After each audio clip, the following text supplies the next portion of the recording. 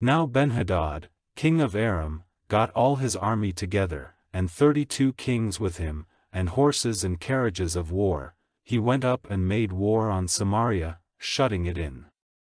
And he sent representatives into the town to Ahab, king of Israel, and they said to him, Benhadad says, Your silver and your gold are mine, and your wives and children are mine. And the king of Israel sent him an answer saying, As you say, my lord king, I am yours with all I have.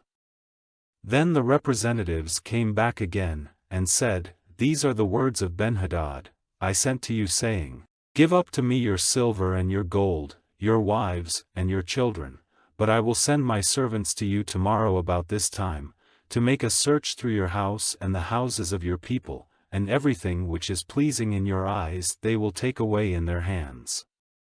Then the king of Israel sent for all the responsible men of the land, and said, Now will you take note and see the evil purpose of this man. He sent for my wives and my children, my silver and my gold, and I did not keep them back. And all the responsible men and the people said to him, Do not give attention to him or do what he says.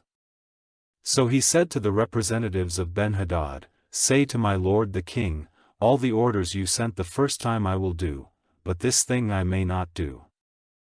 And the representatives went back with this answer. Then Benhadad sent to him, saying, May the God's punishment be on me if there is enough of the dust of Samaria for all the people at my feet to take some in their hands. And the king of Israel said in answer, Say to him, The time for loud talk is not when a man is putting on his arms, but when he is taking them off. Now when this answer was given to Benhadad, he was drinking with the kings in the tents, and he said to his men, Take up your positions. So they put themselves in position for attacking the town. Then a prophet came up to Ahab, king of Israel, and said, The Lord says, Have you seen all this great army? See, I will give it into your hands today, and you will see that I am the Lord. And Ahab said, By whom? And he said, The Lord says, By the servants of the chiefs who are over the divisions of the land. Then he said, By whom is the fighting to be started? And he made answer, By you. Then he got together the servants of all the chiefs who were over the divisions of the land, 232 of them, and after them, he got together all the people, all the children of Israel, 7,000. And in the middle of the day they went out. But Benhadad was drinking in the tents with the 32 kings who were helping him. And the servants of the chiefs who were over the divisions of the land went forward first, and when Benhadad sent out, they gave him the news, saying, Men have come out from Samaria.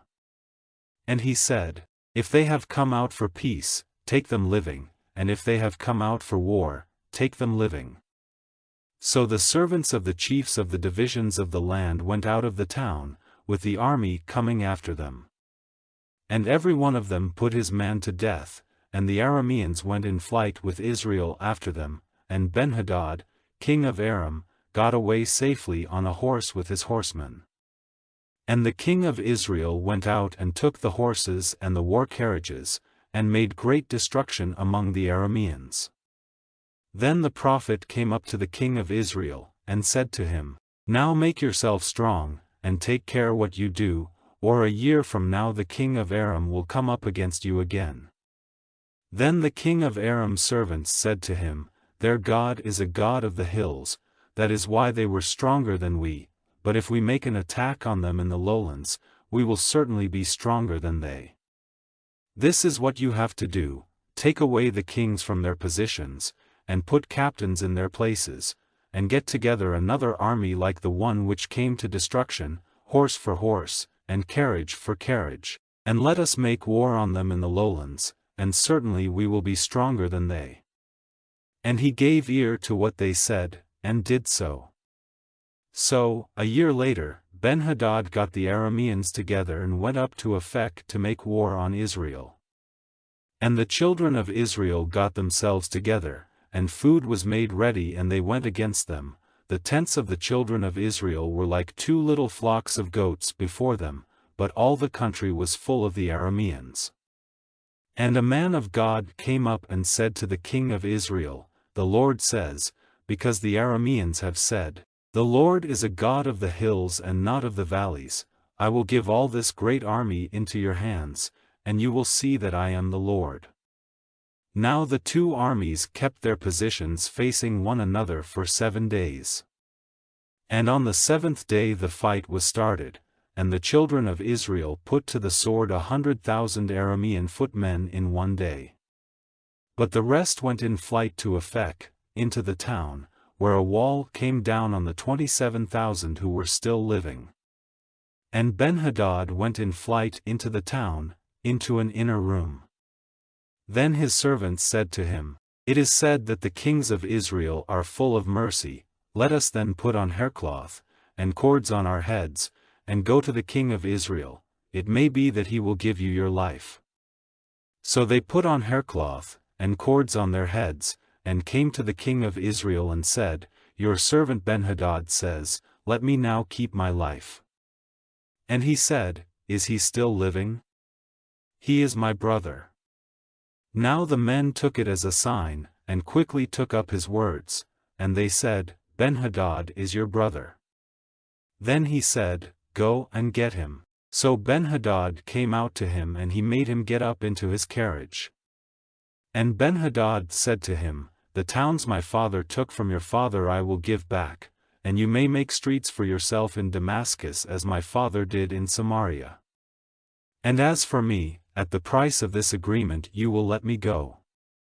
So he made an agreement with him and let him go. And a certain man of the sons of the prophet said to his neighbor by the word of the Lord, "Give me a wound." But the man would not.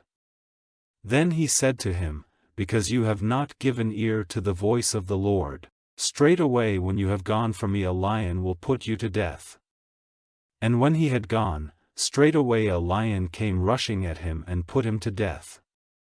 Then he came across another man, and said, "Give me a wound."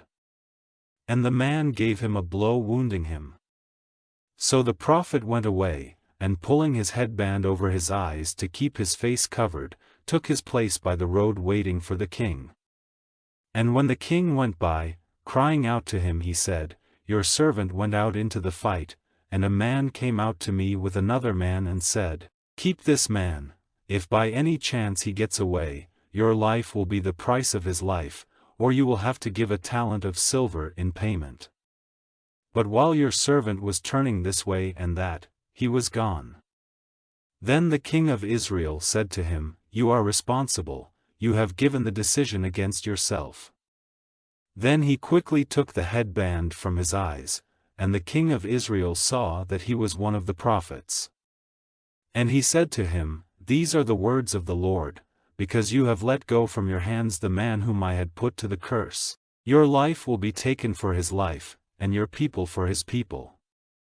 Then the king of Israel went back to his house, bitter and angry, and came to Samaria.